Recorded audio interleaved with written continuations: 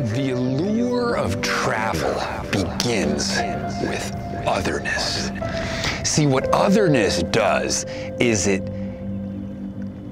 resacralizes our experience of the world. It very quickly dissipates and strips away the sense of banality that suffuses our typical waking consciousness. When we travel, the ordinary takes on a heightened engagement.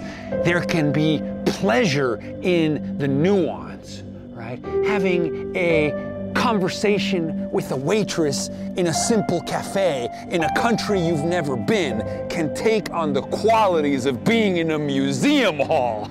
For it is this heightened interestingness that we are after. There is this notion of creating a new relationship, a new distance between you and that which is familiar, and then a new relationship that closes that distance, right? For it is encountering the unknown that makes us come alive, but it is then our impulse to marshal a response, to contend and make sense of the land beyond the maps that is also part of the human story. Why do I say this to you? Well, I say this to you because we all want to experience heightened aliveness. In the words of the religious scholar Houston Smith, we all want to turn our passing illuminations into abiding light, which was echoed also by Jamie Wheal when he said we want to take our altered states and divinations and turn them into altered traits. And this requires a kind of remembering, right? a tapping into source code, an awakening to our common ecstasy. It's like that great line that says, "Be humble, for you are made of earth, but be noble, for you are made of stars." Or that wonderful line by Nikita Gill when she says, "We have calcium in our bones and iron in our veins, carbon in our souls and nitrogen in our brains. 93% stardust with souls made of flames. We are all just stars that have people names." I mean, my God, man. At the end of the day, this is the unvarnished truth, right? There's that great line that says, "The bad news is we're all falling through space. No one knows what's going on, and there's nothing to hold on to. But the good news is, there is no ground, man. There is no ground." I went to God just to see, and I was looking at me.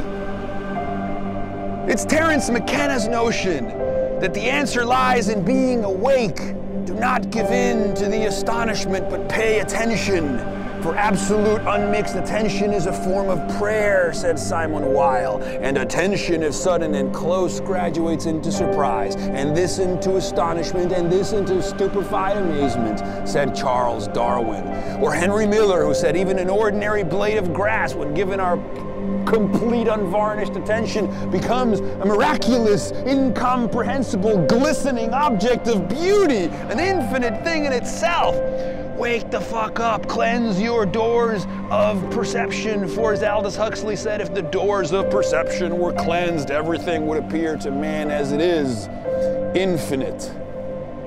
For is not this what we ultimately want?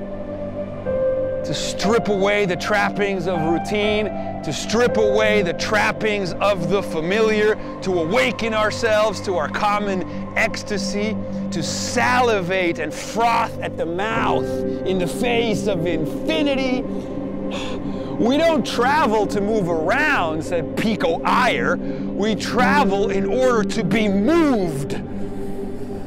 I don't cry when I'm sad, said Dawkins. I cry when I'm moved. We don't cry when something is sad, said Alain de Botton. We cry when something is more beautiful than we expected it to be. True healing lies in piercing our representations, in getting to the territory beyond the maps, in violating our expectations, right? in having encounters of knowledge by acquaintance, not just knowledge by description. You have to go there to know there. So fucking go! Go! Go! Go! And you will find what you are looking for. And you will behold the wishing well. You will have the cosmic download. And you were bathed in existential delights.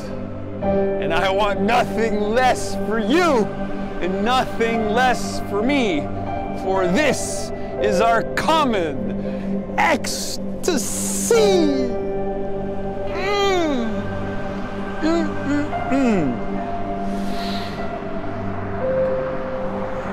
Behold, behold, behold, behold.